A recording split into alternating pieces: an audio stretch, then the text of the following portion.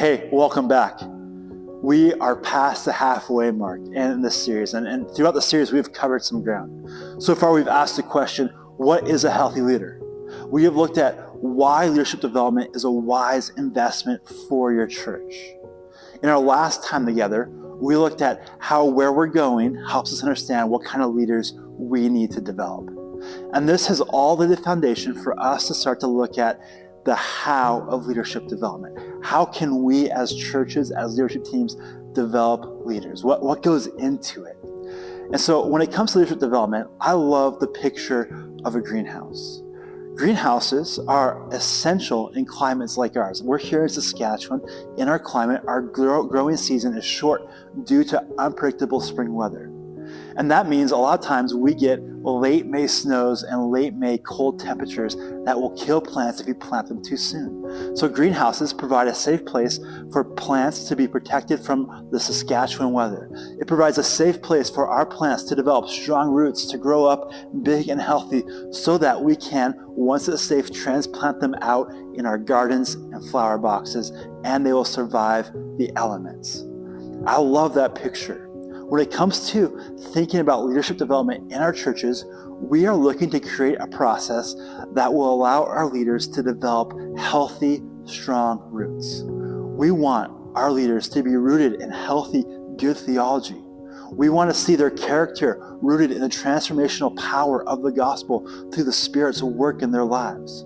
We want their leadership roots to grow deeper as they have opportunities to learn how to lead in a Christ-like way and develop the skills necessary to be strong leaders. The leadership development process is a place where all this can be fostered with the goal of seeing men and women going out from it into our churches as healthy leaders and leading our churches forward. Today, I want to walk through building a leadership greenhouse with you. What are some of the essential elements that you and I as leaders need to think through as we create and develop a leadership plan for our churches?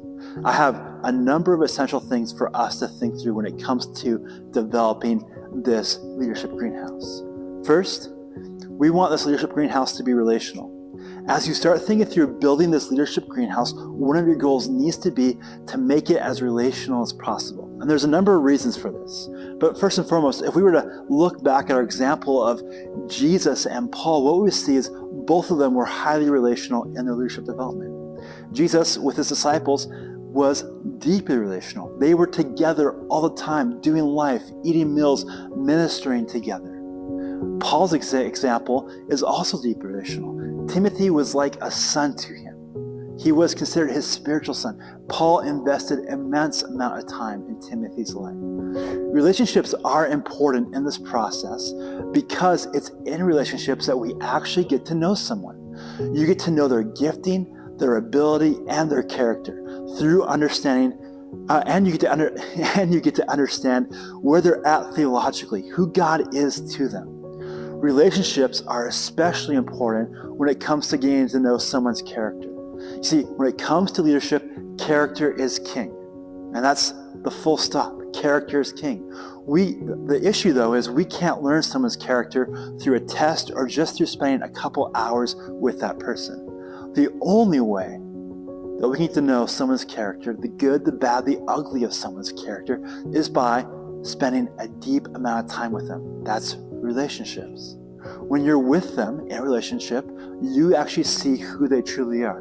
You get to see how they treat their spouse, how they treat their kids. You get to learn the idols of their heart. You get to look past the mask that we so often put on and see the real them. So, our greenhouse needs to be relational. Second, our greenhouse needs to be intentional. As we develop a leadership process, intentionality is so important. When we think about leadership development, we want to intentionally pick who we're going to invest in. We don't want to give a general invitation to our church, but intentionally and prayerfully select a few people to be involved in it. A few reasons for this.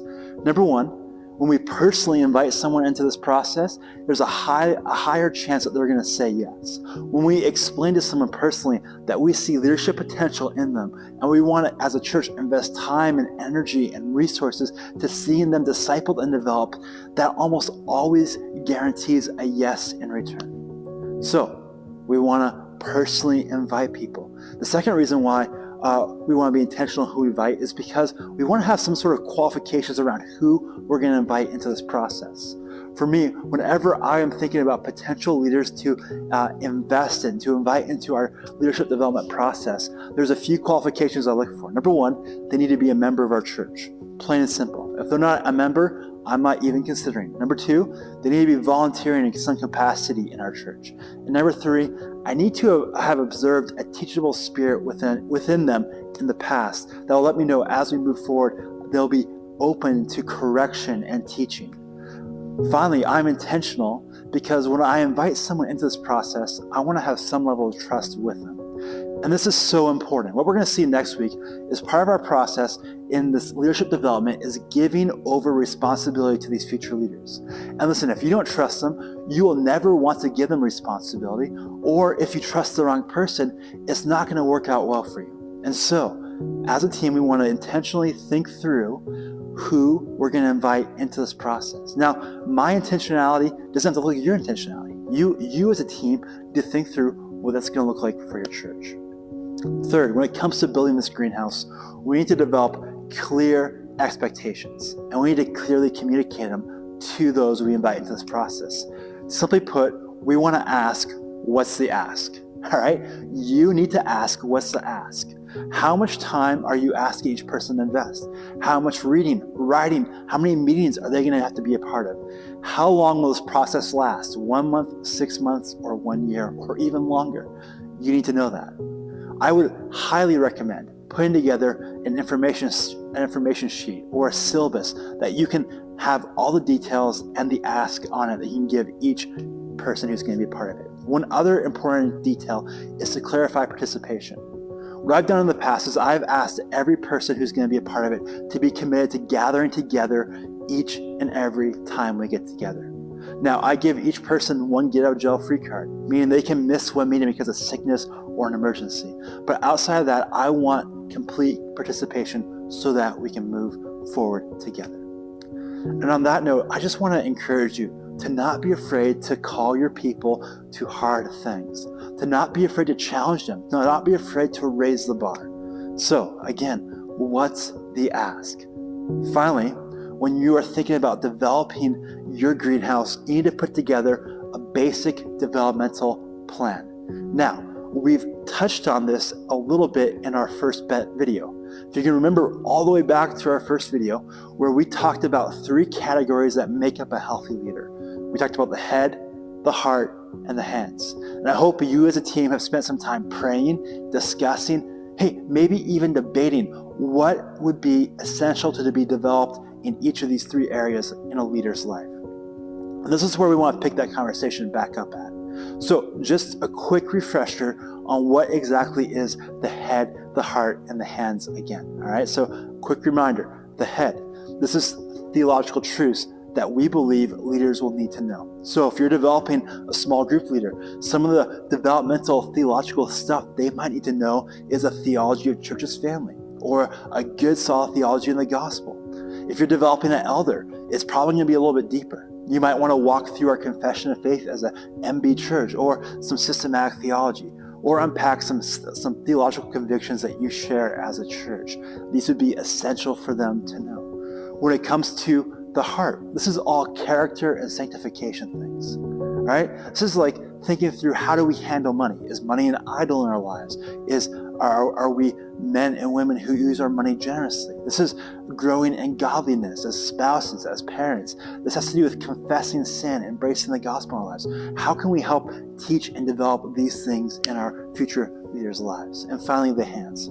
This is the skills part. What skills do future leaders need to develop or refine? So again, go back to small group leaders.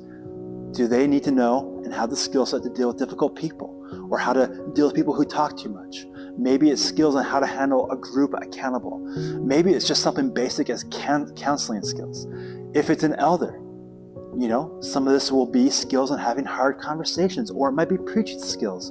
It might be vision developing skills. All these are skills that future leaders will need to have.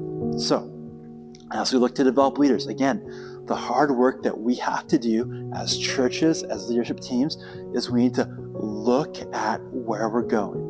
What kind of leaders are we need to develop? And as we understand what kind of leaders we need to develop, we will need to think through and do the hard work of discussing the head, the heart, and the hands. How will we develop the head, the heart, and the hands of each of these future leaders? Now listen, this is something that you can do. This is something that I don't need to give you the answers to. You as a team can sit down and think through what head, heart, and hands needs to be developed in each of these leaders.